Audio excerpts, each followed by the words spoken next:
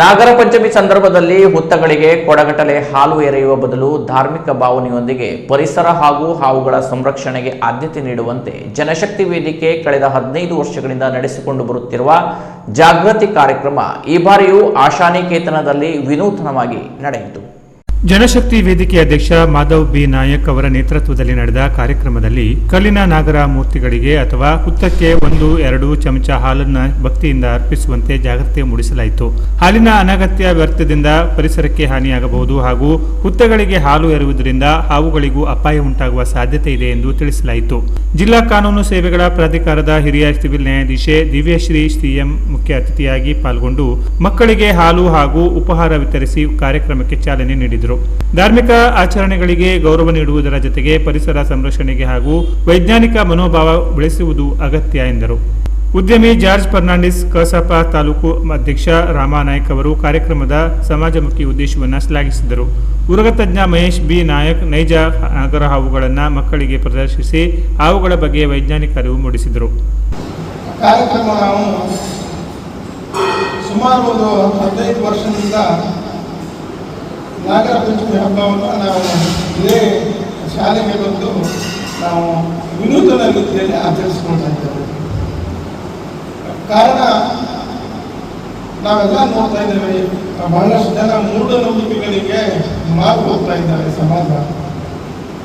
ಹಾಗಾಗಿ ಜನರಲ್ಲಿ ಸಮಾಜದಲ್ಲಿ ಜಾಗೃತಿ ಮೂಡಿಸಬೇಕು ಅಂತ ಹೇಳೋ ಕಾರಣಕ್ಕೆ ನಾವು ಈ ಕಾರ್ಯಕ್ರಮವನ್ನು ಹಮ್ಮಿಕೊಳ್ತಾ ಇದ್ದೇವೆ.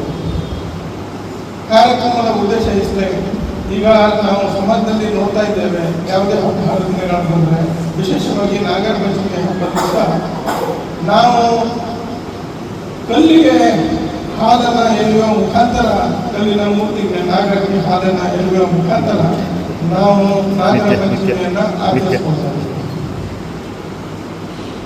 ಒಂದನೇದಾಗಿ ನಾವು ಯಾವುದೇ ಧಾರ್ಮಿಕ ಭಾವನೆಗೆ ಧಕ್ಕೆ ತರುವಂಥ ಕಾರ್ಯಕ್ರಮ ಇದಲ್ಲ. ನಾನು ತಿಳಿಸುವುದು, ನೀವು ನಿಮ್ಮ ಭಕ್ತಿಯಲ್ಲಿ ನೀವು 1 ಚಮಚ 2 ಚಮಚ ದೇವರಿಗೆ ಹಾಲು ಎರಿಬೇಕು ಅಂತ ಹೇಳಿ ಮನಸ್ಸಿನಲ್ಲಿದ್ದರೆ ದೇವರಿಗೆ ಹಾಲು ಎರಿಬಹುದು. ಆದರೆ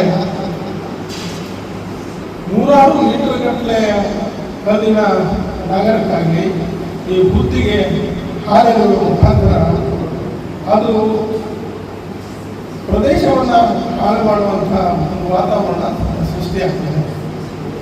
ಹಾಗಾಗಿ ಈ ಬುದ್ಧಿಗೆ ಹಾಲೆರೆಯುವುದಾಗಲಿ ಕಲ್ಲು ನಾಗರಕ್ಕೆ ಹಾಲೆರೆದು ಗಟಾರಕ್ಕೆ ಹೋಗುವಷ್ಟು ಇದು ಅವಕಾಶ ಆಗಬಾರ್ದು. ಜನರಲ್ಲಿ ಜಾಗೃತಿ ಮೂಡಿಸಬೇಕು. ಅದೇ ಹಾಲನ್ನು ಹಸಿದವರ ಹೊಟ್ಟೆಗೆ ಹಾಕಿ ಬಹಳ ವಿಶೇಷವಾದ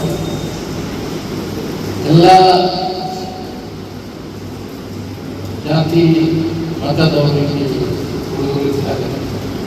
ಹೀಗಾಗಿ ಇದು ಅವಶ್ಯವು ಇರುವುದು ಮಾಡಿದ್ದಾರೆ. ಇನ್ನು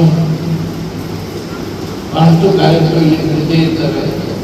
ಮಕ್ಕಳನ್ನು ಬಹಳ ಬೇರೆ ಶಾಲೆ ನೋಡಿದ್ರೆ ತುಂಬ ಆಧುನಿಕ ಶಾಲೆ ಮಕ್ಕಳಿಗೆ ತುಂಬ ಕಾರ್ಯಕ್ರಮ ನೀಡ್ತೇ ಇದ್ದಾರೆ. ತುಂಬ ಸಂತೋಷ ನಾವು ಕೇಳಿದ್ದೇವೆ. ಇನ್ನು ಮಾಧವ್ ನಾಯಕರು ಹೇಳಬೇಕಂದ್ರೆ, ಮಾಧವ್ ನಾಯಕರು ಸ್ವರ್ಗಕ್ಕೆ ಹೋಗಲಿಕ್ಕೆ ಪಾಯಿಂಟ್ಸ್ ಗಳಿಕೆ ಮಾಡಬೇಕು. ಸ್ವರ್ಗಕ್ಕೆ ಹೋಗಲಿಕ್ಕೆ ನಾವೇನಾದರೂ ಪಾಯಿಂಟ್ಸ್ ಗಳಿಕೆ ಮಾಡಬೇಕಾದ್ರೆ ನಮ್ಮ ಮಾಧವನಾಗಿ ಬ್ಯಾಕ್ ಮಾಡಬೇಕು. ಹೀಗಾಗಿ ಅವರು ಈ ಆರೋಗ್ಯ ಕ್ಷೇತ್ರದಲ್ಲಂತೂ ಅವರು 1-2 ಕೆಲಸ ಅಲ್ಲ, ತುಂಬ ಜನರಿಗೆ ಅವರು ಹೆಲ್ಪ್ ಮಾಡಿದ್ದಾರೆ. ಆಸ್ಪತ್ರೆಯಲ್ಲಿ ಬೇರೆ ಬೇರೆ ಆಸ್ಪತ್ರೆಯಲ್ಲಿ ಕಳಿಸಿ ತುಂಬ ಇದು ಮಾಡಿದ್ದಾರೆ. ಜನಶಕ್ತಿ ವೇದಿಕೆಯ ಕಾರ್ಯದರ್ಶಿ ನಿತ್ಯಾನಂದ್ ನಾಯ್ಕ್, ರಾಜೇಶ್ ಬಾಡ್ಕರ್, ರತ್ನಾಕರ್ ಬಾಡ್ಕರ್, ರಮೇಶ್ ಗುನುಗಿ, ಸೂರಜ್ ಕುರುಮ್ಕರ್, ರಾಜೀವ್ ನಾಯ್ಕ್, ಶ್ರೀಕಾಂತ್ ನಾಯ್ಕ್, ವಸಂತ್ ಬಾಂದೇಕರ್ ಸೇರಿದಂತೆ ಹಲವರು ಉಪಸ್ಥಿತರಿದ್ದರು.